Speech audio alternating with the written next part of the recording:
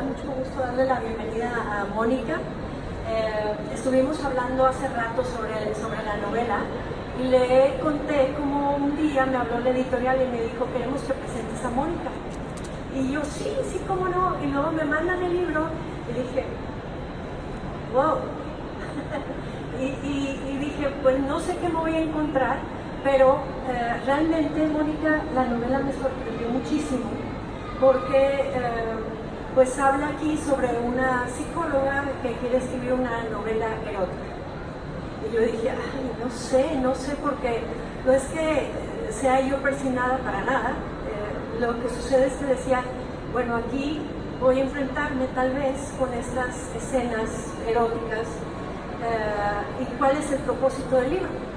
Si el propósito es nada más presentarnos escena erótica tras escena erótica, pues tal vez no me va a gustar eso, porque yo siempre voy detrás de una muy buena historia y lo que salga dentro de esa muy buena historia tiene que salir, ¿no? Y lo que me encontré fue una muy buena historia. Y sí, sale lo que tiene que salir porque hay que ser fiel a la situación de la historia. Me sorprendió muchísimo. Yo no he leído la novela que escribes sobre tu madre. No he leído tu segunda novela, que luego me cuentas que escribiste Atacada a la risa, porque querías como exorcizar un poco el dolor al escribir el libro Homenaje a tu madre, y luego tienes esta, y me sorprende muchísimo porque en realidad aquí el erotismo es que se hace característica de uno de los personajes, pero es un personaje profundísimo, fuertísimo, y yo quería preguntarte, Mónica, ¿qué significa para ti haber escrito esta novela después de las otras dos? O sea, porque, por ejemplo, tienes la primera, una como un puente, y luego tienes esta tercera que parece ser casi ir en sentido contrario que la primera. Entonces, me parece algo muy atrevido y me parece además algo que a mí me gusta mucho, ¿no? Que cada novela no es nada más que sorprendas al lector como me sorprendiste a mí, sino que te sorprenda a ti misma. Entonces quiero preguntarte, ¿cuál fue tu experiencia al decidir este otro camino y sobre todo ya tener este gran homenaje a la madre y luego tener esta novela? Bueno, gracias a todos por estar aquí. Tienes razón, mi primer novela, Debajo de mi piel, fue una novela que quemó el alma. Se me quemó el alma porque es un homenaje a mi mamá, a mi abuela, a la maternidad, a la mujer, a esa fuerza que tenemos las mujeres cuando tenemos hijos o cuando somos hijas. Para mí la maternidad era sagrada. Cuando escribo Cuídame de ti, efectivamente, o sea, lo dijiste muy bien, Sofía, voy en sentido contrario. Voy en sentido contrario de entender que mamá no es sinónimo de amor, mamá no es sinónimo de protección, mamá no quiere decir cuidados. No está garantizado. O sea, no está garantizado. Y yo tenía este prejuicio como mujer, como mamá, como hija, como psicóloga. Que de hecho les decía a mis hijos, bueno, cuando caminen y se ven una mamá, se acercan a la mamá, porque las mamás somos buenas. O sea, las mamás cuidamos, ¿no? Y yo me acuerdo de este dicho que es, el que es padre de uno es el padre, ¿no? de todos los niños del mundo. Entonces, para mí la maternidad era algo súper fuerte y súper poderoso. Y escribir Cuídame de ti me confrontó a que hay maternidades muy fuertes y muy perversas, y no necesariamente quiere decir protectoras y bondadosas, son patológicas. Y cuando tenemos y hablamos en una sociedad como la nuestra, donde la figura materna es sagrada, hablar de la maternidad en este país de una manera negativa es muy fuerte. ¿Por qué? Porque es vergonzoso, es muy vergonzoso.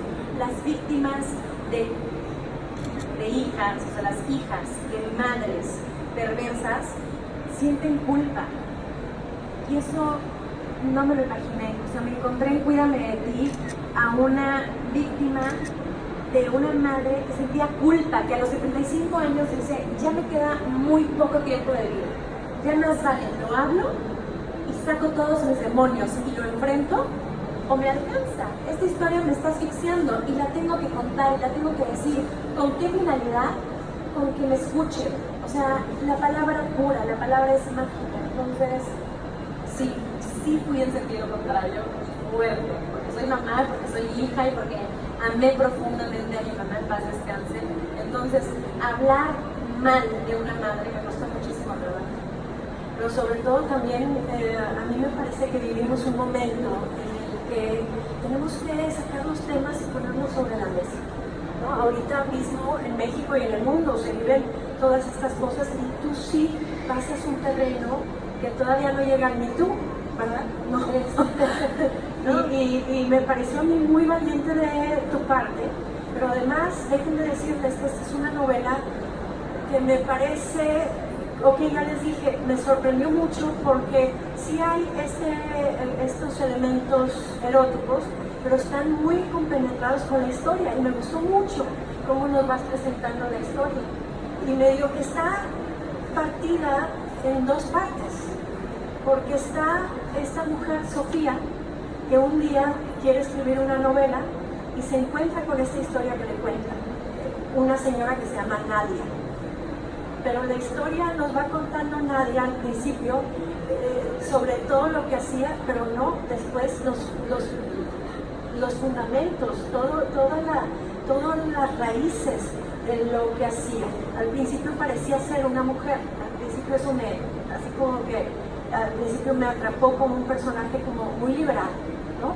Se atrevía a hacer cosas, se dejó llevar por caminos, y luego cómo está estructurada la novela de tal modo que se va desvelando poco a poco el conflicto real y que en realidad no era libertad esto que veíamos, sino todavía una presión.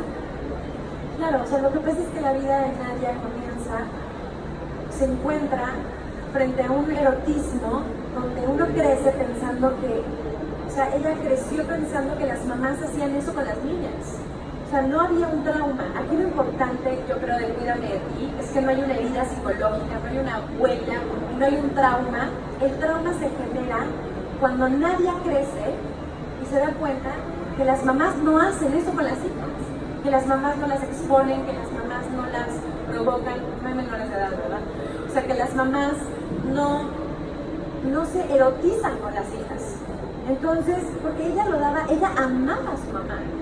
O sea, aquí la relación era el amor que conocía. Era el amor que conocía. Y tenía una simbiosis fuertísima con la mamá, porque amaba a la mamá, admiraba a la mamá, y la mamá constantemente le decía, tú eres mi hija favorita, o sea, tú eres la más bonita, contigo me identifico, con tu hermana no. Tú sí que no fuiste accidente. O sea, tú no fuiste accidente, tú eres hija del amor. O sea, la cubre de una psicología al parecer muy positiva, diciéndole tus hermanos son hijos de la obligación, pero tú eres hija del amor, tú fuiste deseada, o sea, fuiste una hija buscada, una hija deseada, y ella se sentía sumamente amada. Aquí lo importante es que Nadia crece sintiéndose completamente amada por la mamá, y de pronto se topa con que tiene una mamá terroríficamente castrante, perversa, manipuladora, mala, donde todo el daño le cae, pero pasa toda una vida que yo siento, Sofía, que cuando la raíz del ser humano es la madre, o sea, me queda claro, si regreso una vez y otra y no dejaré de ser psicóloga, pero Freud tenía razón, ¿no? Todo sobre la madre, y cuando la mamá viene y nos rompe de raíz, o sea, esta parte protectora, ¿hacia dónde recurres? ¿Hacia quién? ¿Hacia dónde? ¿Qué sombra nos protege si es la mamá la que nos ataca? Entonces, eso es lo fuerte, yo creo, de ahí el título, buenísimo el título. Y de ahí el título, Cuídame de Ti. O sea, porque los papás cuidan, ¿no? Los papás cuidamos, los papás protegemos, los papás abrazamos, son los papás los que nos preocupamos de los hijos. Y cuando ella le dice, tú me tienes que cuidar, pero de ti, de tus perversiones, de tu infancia, de tu pasado y del daño que me quieres hacer, perpetuar. Claro, y me culpas y me haces responsable y aún así me encierras y me quieres vender en un psiquiatra, que me quieres poner como loca, y es una sociedad que no estamos preparados. O sea, yo lamento mucho decirlo, pero los psicólogos y nuestro sistema de salud no está preparado todavía para soportar una historia con esta problemática psicológica. Cuando el daño viene del papá, lo juzgamos. Cuando el daño viene del tío, del abuelo, ¿no? Me Too, hoy sabemos que podemos encasillarlo y no nos asusta. O sea, desafortunadamente ya lo hemos escuchado mucho, pero cuando el daño, cuando la mamá es la que lo provoca, es terrorífico. Decimos, no es cierto, no podemos, o sea, no funciona, no, algo tiene que estar mal. Nadie está loca, la niña está loca, la niña está intentando, porque la mamá es una mamá guapa, inteligente, acomodada, de una clase sociocultural, ¿no? Es una señora que todo el mundo aspira a ser como ella. Tiene una casa perfecta, parece ser una madre de casa encantadora, una buena ama de casa. No puede venir el daño de ahí. La niña creció loca, porque además la niña tiene una sexualidad muy abierta. Entonces, porque así la aprendió. claro, Promovida por la mamá, pero después, bueno, ¿qué sucederá? Cosas tremendas. Pero, ¿sabes qué? Me gusta mucho también porque pudiste haber decidido quedarte con el problema de Nadia, la hija de esa madre. Pero no, me gustó mucho que vas y exploras también el problema de raíz.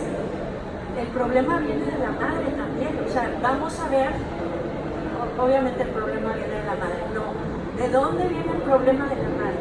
Y me gustó mucho eso, porque luego me gusta ver toda esta cadena, porque todos somos un eslabón en la historia de la humanidad, ¿no?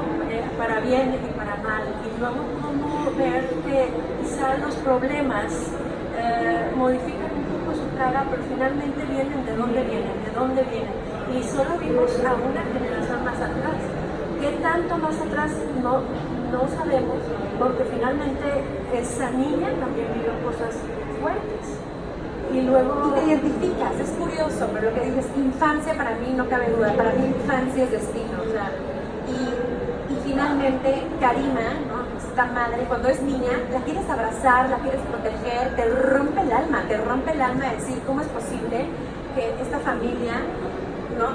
Despedirse de un hermano como se despidió, la culpa de este hermano muerto, crece con esta ausencia de familia, de protección de papás, y ella tiene que buscar sus propias herramientas para poder sobrevivir. O sea, empieza a buscar las herramientas de decir, ¿cómo sobrevivo a esto? Busca al jardinero, esa escena es brutal, ¿no? Pero necesita buscar al jardinero y decir, no quiero estar sola, abrácenme, que alguien me vea, que alguien existo. Y aquí es algo muy importante que quisiera mencionar. Cuídame de ti es una novela existencial. ¿Qué quiere decir esto? Quiere decir que está basada en la relación y a través del otro.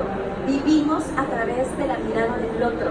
Y Karima creció y no sabía si ella existía porque no la miraban, porque no la volteaban a ver, porque no la hacían presente. Entonces, cuando muere el hermano, ella tiene que mirarse al espejo y reafirmar su existencia. Es decir, estoy aquí, sí existo, ¿por qué no me ven? ¿Por qué no me miran? ¿Por qué nadie me fui, me morí? ¿Estoy o no? Entonces yo creo que ella crece con esta ausencia de presencia, donde tiene en sus actos sádicos, sus actos ya de adulta, de madre, yo creo que ahí es donde ella se va reafirmando a través del erotismo, que es horrible, de la hija. Ahí se va sintiendo que está como viva, como presente. Pero luego vive ese erotismo así como apartado, ¿no? O sea, necesita la piel de la hija. Necesita la piel de la hija, ojo, nunca la toca, no le pone un dedo encima. O sea, nunca, pero finalmente el daño es terrorífico, o sea, porque ella no abusa físicamente de su hija, nunca la toca, nunca le pone un dedo encima, pero la psicología, o sea, viola su psicología de una forma terrorífica, donde la hija, cuando lo nota, aprende a tomar ventaja, ojo, o sea, como que siempre hay un papel donde juega la víctima, donde aprendía como a tomar ventaja, decir, yo sé qué le gusta a mi mamá, y lo que nadie pedía a gritos son los límites. No hubo nunca un límite donde la mamá le dijera, detente. O sea, los límites son amor, los límites nos contienen, los límites nos protegen. Y la mamá siempre quería más erotismo, dame más historias. Y yo siento que ella se empieza a meter este mundo erótico de orgías y de una sexualidad sumamente abierta para decir en qué momento me va a detener mi mamá. O sea, ¿cuándo me va a decir ya detente, ya para porque ya te estás haciendo daño? Y lo curioso del erotismo en esto es que lo mismo yo siento que ahoga a Nadia, o sea, lo que la asfixia también lo libera. Sí, y luego esta es Nadia, pero luego está Sofía. También es un personaje muy, muy interesante aquí porque creo que también entra esta historia como de manera fortuita, de cierto modo, ¿no?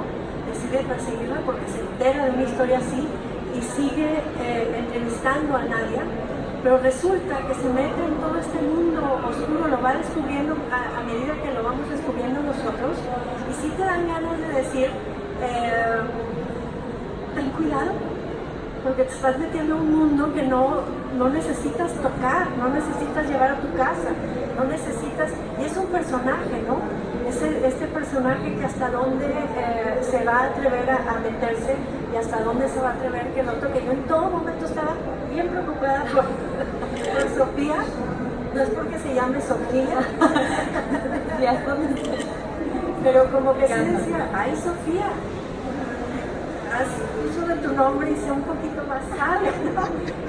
Porque de cierto modo sí me daba esta percepción, Mónica, de que había también esta manipulación de parte de Nadia.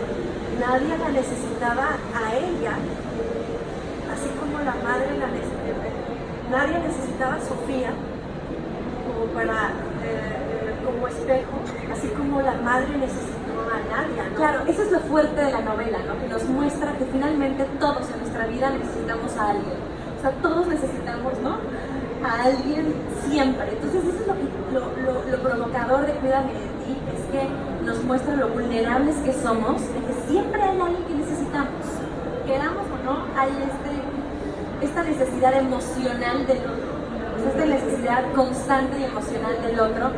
Y Sofía tenía una vida color de rosa, o sea, Sofía era una chava, ¿no?, muy contenta con los problemas de psicología que se presentan, los típicos problemas de la adolescencia, ¿no?, cuando los niños eran una psicóloga infantil, donde su mundo pues era el desarrollo de la conducta esperado, no tenía ninguna pieza que le faltara. Entonces tiene este encuentro de manera sorpresiva con la señora, con Nadia, se encuentran, se comunican y de pronto el mundo de Sofía se empieza a tambalear. Lo que yo creo que el lector va sintiendo, ¿no? El lector va acompañando a Sofía diciendo, ¿cómo es posible? Y van juntos, yo creo que se van agarrando de la mano tanto el lector como Sofía y van tambaleando. Yo creo que por eso sí, por eso a dónde vamos, ¿no? Y sí se siente en serio la manipulación, y por eso también es una historia que cuenta Sofía en primera persona. Me parece esto muy interesante, pero luego le pasa la palabra a Nadia, y es Nadia la que se convierte en una narradora de cierto modo, pero es una narradora poco fiable. En la literatura hay estos narradores, ¿no? Los narradores que todo lo que te dicen sabes que es, y luego los narradores, estos en primera persona, que dices, son de poco fiar, como las personas, ¿no? Pero es raro en un libro decir, este narrador no le creo, no sé qué me está contando, porque aparte tiene una cierta estrategia para ir contando su historia, que me pareció, esa es la ingeniería de la cual te decía que me encantó, la ingeniería, la arquitectura de esta novela, ¿no? La construcción, porque se va revelando todo poco a poco de una manera magistral, y vamos viendo la historia en niveles, ¿no? La historia de Nadia, y luego la historia de Karima, y luego la historia de Sofía también, y vamos sumando y nos vamos angustiando por todo. Pero creo que Sofía tiene este papel también de aterrizarnos un poco y de ir controlando un poco finalmente todo lo que vamos sabiendo, lo que va pasando. Sí, porque finalmente también desaparece un poco esta cuestión del erotismo, ¿no? Simplemente ya no es lo que resulta ser más importante, sino la raíz del por qué se dio por ahí. Y luego también me pareció muy interesante, Mónica, que ese erotismo que tanto festejaba la madre, después usa para condenar a la hija. Eso es importantísimo, qué bueno que lo mencionas. Y de cierto modo, o sea, la es la sociedad. manipulación, es la sociedad. La madre habla como por esta cultura, ¿no? O sea, le empuja, la alienta a tener una vida sexual sin límites y de pronto la usa en su contra. Cuando puede, la madre es la que, ¿no? Véanla, cómo no va a estar loca, vean la conducta sexual que tiene, vean el comportamiento sexual que ha tenido durante toda su vida. Entonces es capaz de hacer lo que sea. Si es capaz de hacer esto, es capaz de hacer la maldad que sea. Si es capaz de entrar a una orgía, si es capaz de compartirse, si es capaz de estar como en esta parte sexual sin límites, por supuesto que es capaz de ser una mala persona y la señala y la sociedad dice, claro, si ella es capaz de hacer todo esto y de tener una sexualidad desenfrenada, por supuesto que la culpable es ella y la que está mal es ella y la que está bien es la mamá, que como siempre fue, ¿no?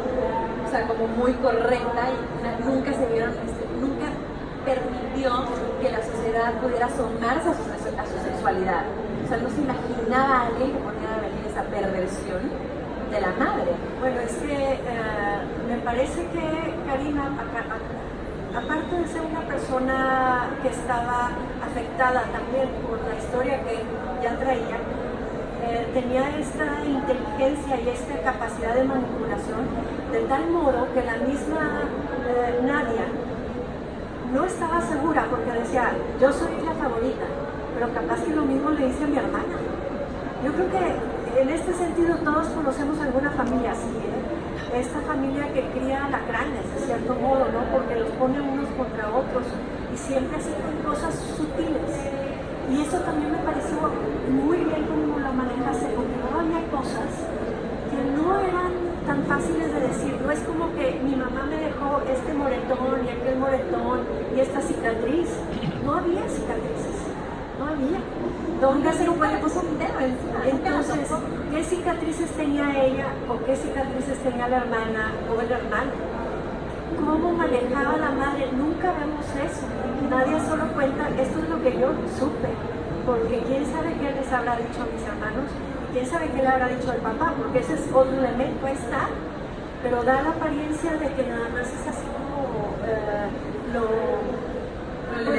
lo meten en una burbuja. Para que nadie lo toque, pero que tampoco él toque a nadie más. La mamá hace esto también, ¿no? Claro, porque el papá finalmente era un papá presente, protector, que cumplía sus funciones. Trabajaba, traía dinero, mantenía bien a la familia, entonces él como... ¿no? Aquí la mamá era la que pasaba las notas del papel. Del hombre, ¿no? Claro, el papel de decir, yo voy, estoy cumpliendo porque soy un proveedor.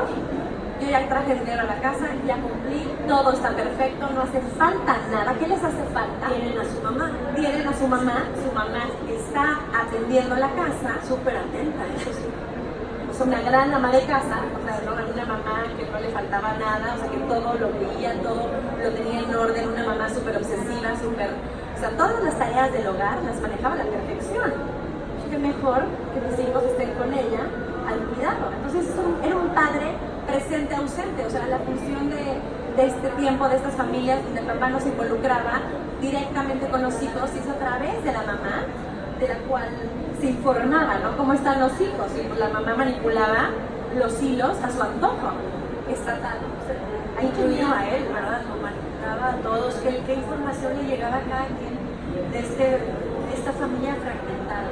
Exacto, una familia completamente fragmentada y una familia donde parecía que funcionaba perfectamente. Estas familias que vemos de pronto y decimos, qué bonita familia, porque en la foto se ve precioso, se ven unas familias divinas, estructuradas, emocionalmente completas, sin ninguna grieta, y de pronto son familias que de verdad es brutal. O sea, tenemos los seres humanos muchos prejuicios y damos por hecho que por ser una familia acomodada, por ser una familia bonita, por ser una familia educada, es una familia que no tiene problemas o que es perfecta o que es de confiar.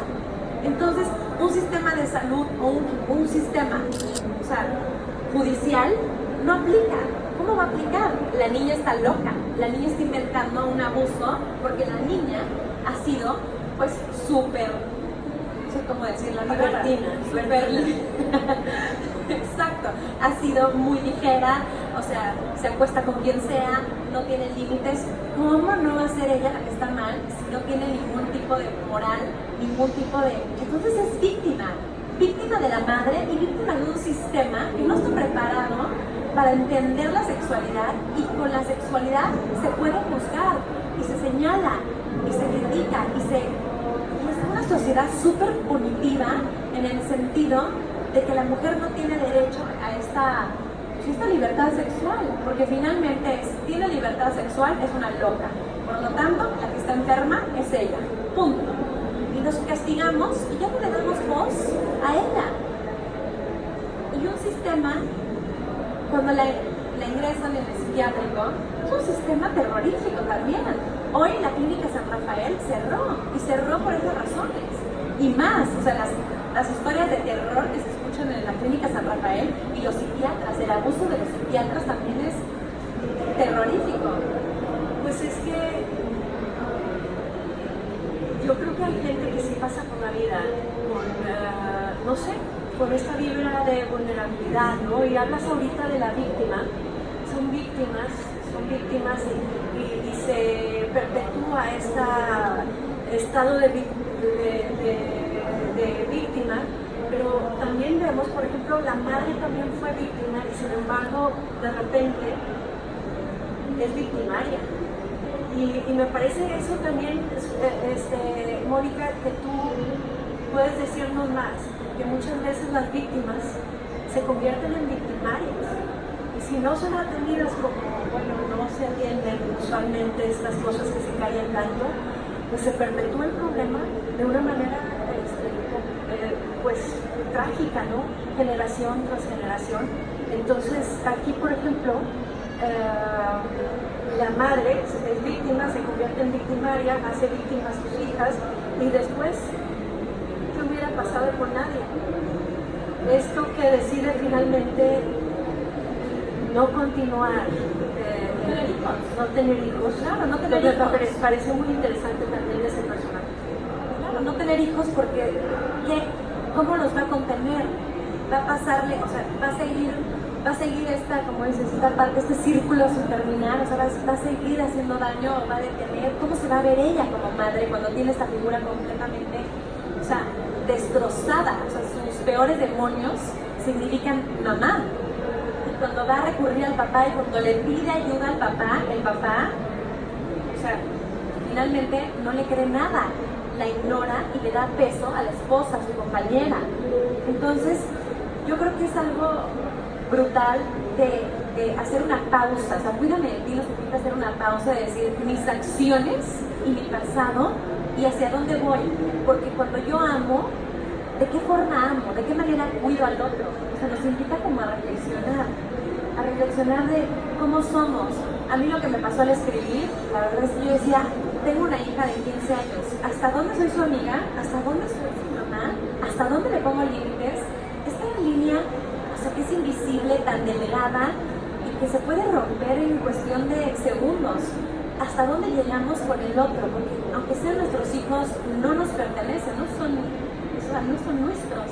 Entonces, el respeto, el amor al otro y el pasado que voy arrastrando, que siempre me va a alcanzar, siempre me va a alcanzar. Yo estoy segura que nuestro pasado, por más lejos que lo queramos tener, o nuestros dolores, que no nos queramos ver, que queramos mirar hacia otro lado, nos terminan alcanzando.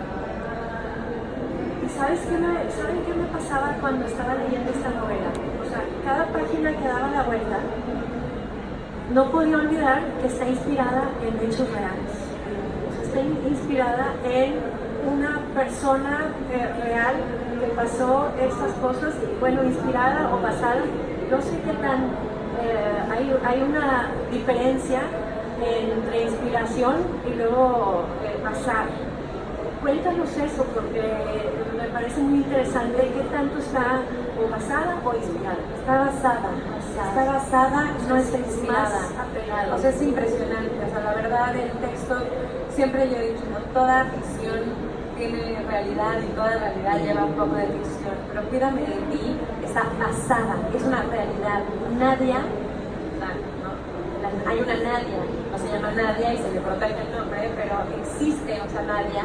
Y lo peor de todo, lo que yo me encontré con esto, que me sorprendió mucho y fue muy doloroso, fue que abrió una puerta y les dio voz. Dio voz a esas Nadias que hay. Yo pensé, y cuando lo escribí decía, pobre Nadia, o sea, qué terrible esta señora que está viviendo esto y que vivió esto. Pero era como un caso aislado, como un caso particular. Y mi sorpresa fue enorme. Mi sorpresa fue que de pronto en mis redes me mandan mensajes diciendo, yo viví lo de Nadia.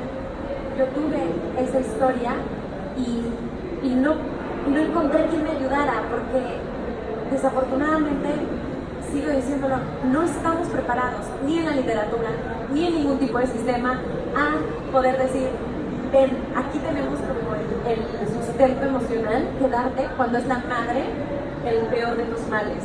Bueno, y es que lo que sí aprendemos a distinguir desde que somos niños es a los monstruos, ¿no? Los monstruos, porque en todos los cuentos infantiles están los monstruos. Y son el lobo, o tienen tres ojos, o sea como sea el cuento que hayamos leído. Pero resulta aquí que el monstruo es otro, es real, y es la que se supone que te tiene que enredar a los monstruos. ¿Y qué haces? O sea, ¿qué haces cuando la que no te cuida de los monstruos es el monstruo? ¿A dónde corres? O sea, ¿a dónde te escondes? ¿Bajo qué te proteges? A lo mejor es la que te dice, no existen los monstruos, mijita, ¿verdad? Claro. Y resulta que te tardas toda la vida en darte cuenta, como Nadia, que ese era el monstruo. Que ese era el monstruo, y a los 75 años decides romper el silencio y decir, lo tengo que hablar, lo tengo que decir, la palabra me tiene que liberar, el llanto me tiene que liberar y mi historia se tiene que escuchar, porque así como yo fui víctima de este monstruo que fue mi mamá, tengo que hablarlo, tengo que romper, porque para ella era necesario. Y necesario porque algo muy interesante, cuando nadie decide compartirme su historia, lo decide porque le quedan 75 años, es una señora mayor, pero ella decide, ella ya vivió más de lo que le falta, entonces ya le quedan tantos años, entonces la muerte se aproxima y ahí sí ya no va a haber vuelta atrás. Y si la muerte se aproxima, tengo que hablarlo, ya no puedo callarlo. Ha sido un pasado y una vida vergonzosa, ha sido muy fuerte y ha sido demasiado roto y he sangrado mucho, pero si no lo hablo, entonces no tuvo caso todo el sufrimiento.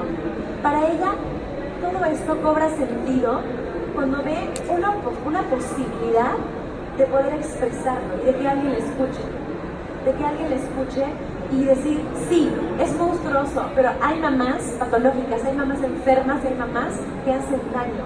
Y esta sociedad lo tiene que saber, y esta sociedad tiene que tener, a lo mejor no un sistema, pero tiene que tener al menos un lugar para esa víctima.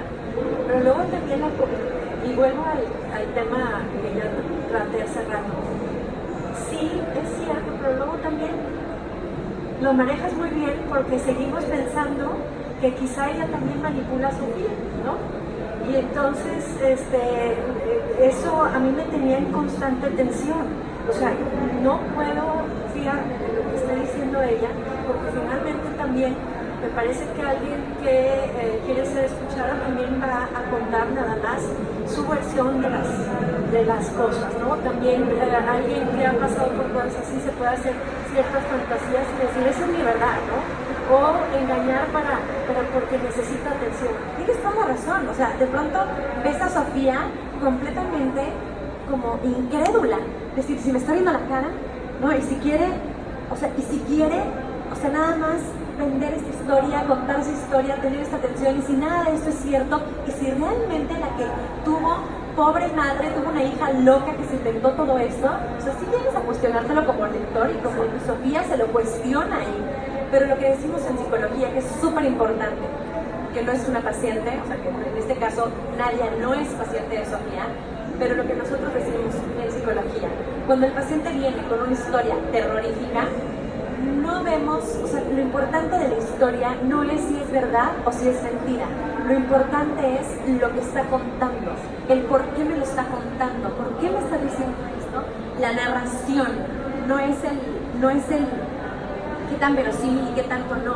Entonces, Sofía, la fantasía es real. Claro, está la fantasía y está el diálogo con ella misma. Y esa es la historia que nadie se empieza a contar. Y si esa es la historia que nadie se empieza a contar, entonces desde ahí es real, desde ahí ya es cierta.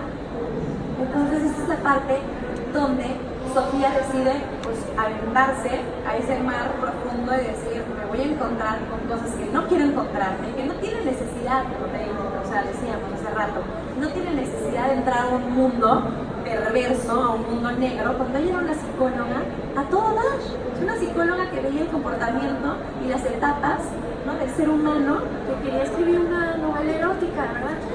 Quería escribir una novela erótica, quería sentir, ¿no?, este poder y este deseo de la mujer de sentirse como sexual ante el marido y provocadora y no llega, ¿no? Entonces parece que va como escalando y emocionalmente va escalando y escalando y no logra, y además de escalar se encuentra con una cosa que dice, no quiero entrar ahí, o sea, qué necesidad, y no quiero ver esto porque no tengo las herramientas para ver algo así. Bueno, y ese es también el gran final de esta novela, el gran final, porque finalmente eso que dices, ¿hasta dónde quiere Sofía todavía seguir hurgando? Pues el que busca encuentra, yo creo que no tenía fin, era así cuenta como un pozo sin fin. Buenísimo el final, sobre todo que a mí me gustan estos finales que te quedas así como que quisiera seguir dando la vuelta a la página para ver qué pasó. Pero como también me preocupaba Sofía, ¿sabes qué? Dije, ¿sabes qué? Te entiendo, Sofía, qué bueno que hay un momento en el que como que siento que ahí ella decide divorciarse del asunto, porque estaba casada con el asunto, ¿no? O sea, le lleva meses y meses y meses y meses, y cuando logra separarse, pues es porque se va y escribe un trabajo, esto que ella estaba, decide hacer la novela erótica y claro, renuncia a la novela erótica por la obligación, ¿no?, que tenía con esta parte social, de decir, tengo que hablar de la madre destructora, de la madre patológica, se tiene que hablar, se tiene que hacer mención y tiene que haber, entonces empieza a dar conferencias de esta figura tan fuerte que finalmente le quita el tiempo, ¿no? Es lo que dices, le quita el tiempo, como que tiene un recreo en éxito también, o sea, como que empieza ella a sentir que tiene frutos su trabajo, del encuentro que tiene con Nadia, como que agarra la parte positiva y empieza a tener un fruto en su trabajo, pero pues al final la lleva a un lugar que la descoloca. Pero me gustó mucho esto porque de cierto modo también las buenas historias tienen que tener estos círculos que se cierran. Y Sofía encuentra a Nadia porque Nadia es la cuidadora de 2 niños. Y al final, cuando la vuelve a buscar, Sofía ve a los 2 niños y nos regresa, porque quizá después de todo lo que hemos visto, hemos quizá olvidado. Me pareció una estrategia buenísima, así como para agarrarnos así. Y esto de que Nadia cuidaba 2 niños. No tiene hijos, pero cuidaba niños ajenos. En buen plan, digo, así como institutriz, de alguna manera. Y al final vemos a los 2 niños. Y yo sí me quedé pensando, pues yo no sé. Eso es lo que me quedé. ¡Qué miedo! Miedo, ¿no? Qué miedo, porque luego también que guarda una persona que tiene una historia ajena a la nuestra, que entra a la historia de los hijos en casa, ¿no? No sé si tú también nos dejaste así con eso. Claro, porque finalmente nosotros damos a nuestros hijos o cuidamos, ¿no?, y asumimos que la persona que está cuidándolos o protegiéndolos, como que das por hecho, o sea, insisto una vez más, los seres humanos damos por hecho muchas cosas y le ponemos etiquetas en la vida a todas las personas y ya después no nos detenemos a pensar ni a asumir nada. O sea, vemos, cuídanos, se ve una persona tal, así, así. Y ya, diste por hecho que porque es una señora que se ve decente, que se ve guapa, se ve y pusiste la etiqueta, entonces ya no nos cuestionamos y soltamos. Pero no sabemos lo que hay atrás. Hay una paranoia espantosa después de cuídame de ti. Por eso es un thriller psicológico, porque te deja súper paranoica en muchos sentidos. Es un thriller psicológico. Es un thriller, o sea, sí, absolutamente. Es un thriller psicológico. O sea, Me recordaba de vez en cuando un poco a Glenn Close en alguna de esas películas que salen un poco como de loca, ¿no? Que no esas obsesionadas, ¿no? A veces no sabía si era con Karima o Nadia, la que estaba así, y que estaba Nadia también un poquito casando a Sofía, me daba esa impresión así. Tanto la casa que de pronto Sofía dice, bueno, mi mundo sexual es aburridísimo, ¿no? La empieza como a Mi maternidad, mi matrimonio, ¿cómo? O sea, que tengo que hacer algo para renovarme, no he vivido. Se le empieza como a cuestionar. Las historias de Nadia hacen un efecto, o sea, influyen tanto en la vida de Sofía, que Sofía se detiene y empieza a decir, ¿a dónde voy? O sea, ¿qué está pasando? Todavía se pone como, hay una escena donde le da vergüenza decirle a Sofía, Sofía contarle su vida sexual a Nadia, porque le dice, qué pena, yo no tengo nada que contarte, no tengo nada, después de lo que tú me has contado y lo que has vivido, yo que te devuelvo, no tengo nada. Y algo que se me hace brutal es acabaste toda la sal y la pimienta. Sí, te acabaste la sal y la pimienta, ¿y qué hago yo? Entonces trata Sofía enérgicamente de tener como una sexualidad que despierte, ¿no? Esta escena o sea, del cuadro donde ella se libera y dice, necesito tener un mundo sexual como diferente, o sea, romper con la rutina, romper con este día a día del matrimonio, y donde el marido dice, estás loca, o sea, ¿qué te está pasando? O sea, ¿por qué te estás como afectando de esa manera? Pero por supuesto, invade, o sea, nadie invade todos los terrenos de Sofía, todos. Son unos grandes personajes muy bien elaborados, muy profundos, vistos desde nada más de la óptica de Sofía. O sea, llegamos hasta donde nadie nos deja ver, llegamos hasta donde nadie nos deja ver a su madre, ¿no? Y luego, bueno, da pie a este gran final que no lo puedo decir, pero yo sí les recomiendo mucho leer esta novela. Es una novela muy interesante. Trasciende esto, la misma Sofía deja atrás la cuestión erótica, no es lo importante, sino es una síntoma más, ¿no? Es lo que es. Y Sofía me parece que se descubre, también es un personaje profundo e interesante y muy, no sé, muy real y cotidiano, y va a la escuela con los hijos y todo. Y entonces ahí también yo creo que te ha de pasar mucho que te dicen, ¿tú eres Sofía? Ah, claro, sí. El otro día, en una reunión, me dijeron, oye Sofía, ¿yo? Me llamo Mónica, perdón, es que acabo de leer tu novela, pero asumí que era Sofía. Entonces, y que lo sabes todo. Claro, asumí que era Sofía. Y bueno, obviamente hay cosas de Sofía, ¿no? De Mónica y Sofía, de pronto uno la termina y ya no sabes, ¿no? hacia dónde vas. Pero pues sí, o sea que pueden preguntar lo que quieran. Sí, porque luego es difícil hacer estos niveles, ¿no? ¿Qué tan difícil fue para ti ser la escritora y separarte de la narradora? Porque finalmente también tuviste que meter aquí ficción, no es una novela, digo, no es un libro real, no es un documental, no es un ensayo.